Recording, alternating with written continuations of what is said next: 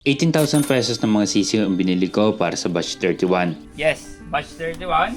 Ang mahal naman Call of Duty, 120 pesos each yan eh. 150 pieces na layer ng mga sisiw at may free na 15 na tandang. Siyempre, pangkatay natin. Parating na yung ating batch 31 ng mga sisiw. Yes, batch 31. At nakaprepare naman na yung ating brooder. Then ngayon, atin muna siyang itatry. Nakaprepare naman na ito. Gusto ko kasi i-check ko talaga ang ating brooder bago lagyan ng sisiw. Gumagana ba ang lahat? Ready ba lahat? Baka kasi mamaya may na-miss out itong si John Paul sa pag-prepare. Check ko ang thermostat syempre. Ilaw at ang ceramic heater. Para sa first 3 days, dapat ang temperature ng brooder ay 33 to 34 degrees Celsius.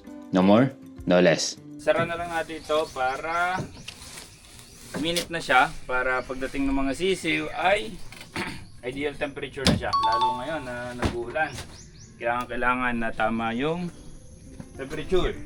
Maya dumating na rin ang mga sisiw. Nasa office kasi ako niyan. Kaya si John Paul ang bahala dyan. Alam naman niya ang SOP natin regarding this. At ito na nga ang mga sisiw. I-check na natin kung okay ba ang lahat. Kung wala bang naipit o kung ano man. Grabe, ang cute talaga ng mga sisiw. At good thing, wala namang napahamak sa mga sisiw. Sila ay kompleto at lahat ay masigla.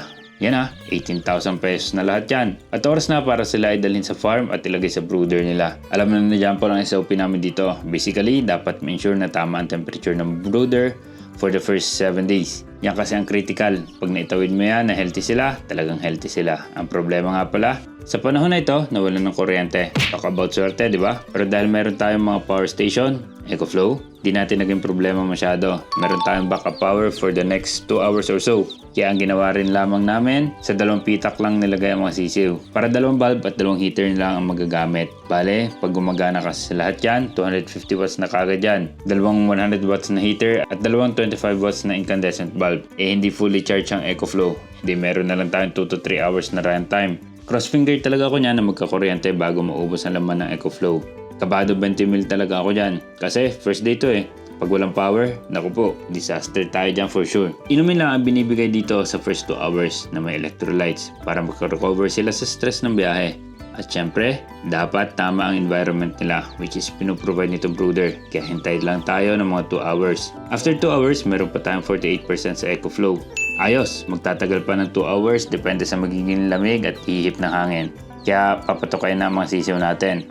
Sasahig lang muna para makatuka sila na maayos at sabay-sabay. At lalong cute na cute ako sa itsura nila pag tumutuka. Tapos yung tunog nila, music to my ears. Pero talagang blessed pa rin. After 30 minutes niyan, nagkaroon na ng kuryente. Hindi na natin problema ang magdamag. Goods na, cleared na.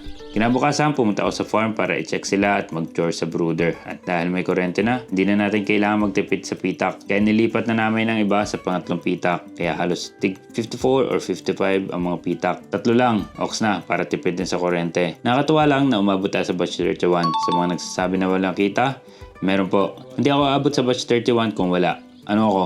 Loko? Trip lang? Pet lang? Hindi po. Nakakatulong sa amin kahit paano at nakakatulong tayo sa ibang tao. So yan, ang aking 18,000 pesos ng mga sisiw. Yun lang. Peace.